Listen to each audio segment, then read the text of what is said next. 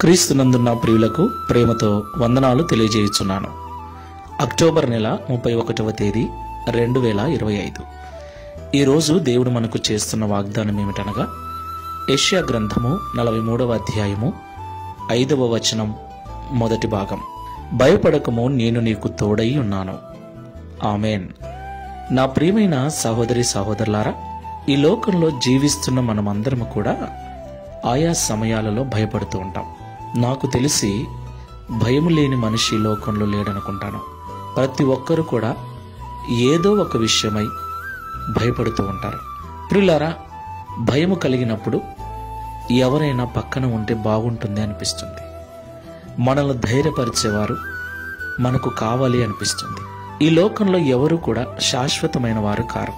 మనుషులందరూ కూడా ఏదో ఒక రోజు మనల్ని విడిచి వెళ్ళవలసిన వారే. కాబట్టి స్థిరమైన ధైర్యము మనుషుల ద్వారా మనకు కలగదు. అదే దేవుడు మనకు తోడుగా ఉంటే ఆయన శాశ్వతుడు, నిత్యుడు, ఎల్లప్పుడూ ఉండే దేవుడు. దేవునికి మహిమ కలుగునుగాక.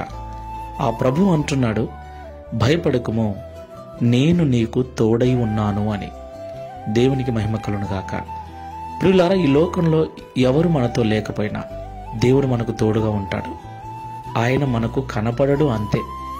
నీవున్న చోటున నేనుంటానని ఆయన సెలవిచ్చాడు. కాబట్టి కష్టం వచ్చినా, నష్టం వచ్చినా, బాధ అయినా, ఒంటరి ప్రయాణమైనా, ఒంటరి జీవితమైనా, ఏ విషయంలో కూడా దేవుని పిల్లలు భయపడవలసిన అవసరం లేదు. ఎందుకంటే ఎవరు విడిచినా, ఎవరు లేకపోయినా మనము నమ్మిన దేవుడు నిత్యము మనతోనే ఉంటాడు. ఆ విషయాన్ని నమ్మి ధైర్యంగా ముందుకు వెళ్ళటమే దేవునికి మహిమ కలుగునుగాక. ఈ మాటల ద్వారా ధైర్యపరచబడి ప్రార్థన చేసుకుందాం. సర్వోన్నతుడా, సర్వశక్తిమంతుడా, మీకు స్తోత్రములు తండ్రి.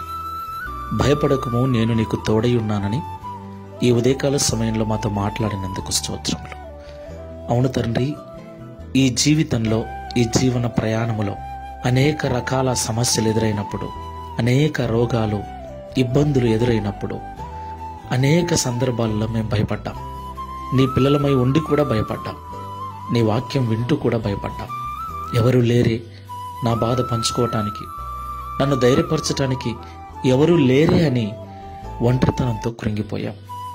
అయితే ఎవరు ఉన్నా, ఎవరు లేకపోయినా నీ బిడ్డలను బలపరచటానికి మీరు నిత్యము మాతో ఉంటారని మాట్లాడినందుకు స్తోత్రాలు.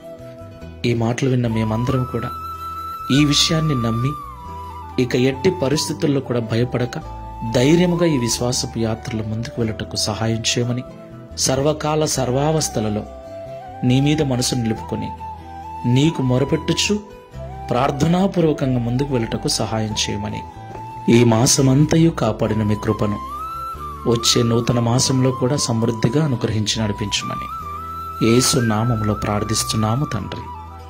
Amen. Praise the Lord. God bless you.